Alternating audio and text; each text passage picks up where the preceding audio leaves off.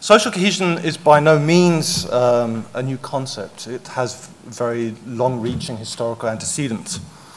But as the academic Jane Jensen has said, in times of rapid social change and as concerns about social order arise, there tends to be a kind of upswing in interest in the notion of social cohesion.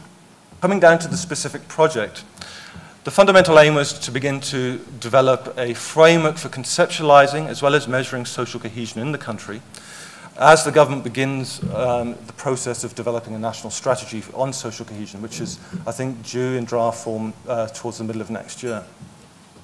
We're really looking at beginning to think of a more integrated approach to conceptualizing social cohesion, drawing very much on an emerging international consensus that is sort of developed certainly over the last 10 to 15 years, initially driven by Canadian researchers, but more recently the EU's played quite an indelible role in trying to promote measurement and conceptualization issues. Really the kind of assumptions underpinning the conceptualization was that social cohesion is obviously multidimensional, as I've mentioned, and cannot effectively be measured by a single indicator, and that social cohesion covers a number of different domains of social life. Also, we in line with the definition that I mentioned, we wanted to have a mix of both the attitudinal and the behavioral. And we also wanted to say that social cohesion is seen as an attribute of a group or society, not individuals specifically. So the aim is to think about aggregating individual information to begin to describe social cohesion. Moving from the conceptual to the operational, thinking more about measurement, one of the key things was obviously about how do you go about choosing indicators within each of those three domains. And also we had a set of kind of guiding principles. One was obviously to try and identify a parsimonious set of indicators that captures cohesion in each domain. The indicators should be the best possible direct measures of that dimension.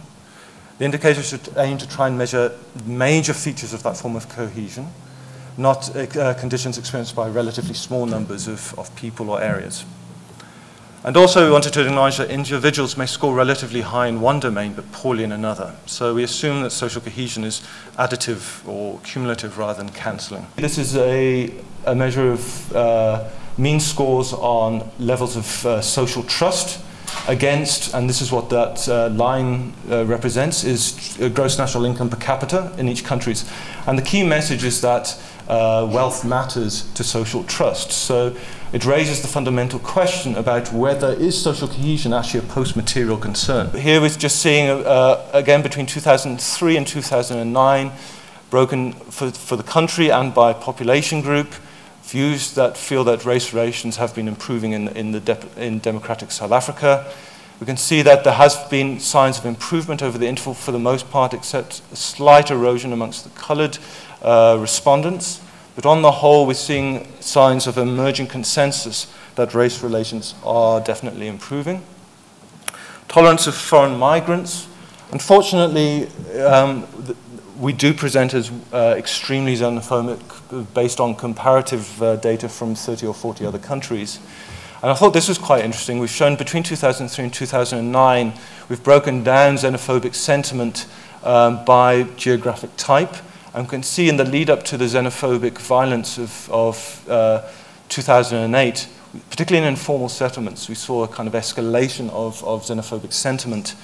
It happened kind of in between our rounds, so you can see there's a bit of a knee-jerk reaction after the strong media messages that came in the aftermath. But then, post that, we saw a slight escalation again. Two kind of measure sets, effectively. One is more about basic needs, again, so a set of measures around basic needs, and a whole set of more attitudinal measures around issues of social solidarity and different forms of redress, whether it's health, education, labour market, and so on, as well as views on basic societal tensions. Here we've got views on affirmative action, and what you can see here is if you look at across the interval, the percentage of black South Africans that support affirmative action compared to other population groups. If you look at some of the most recent data, the gradient of difference is it's a gulf.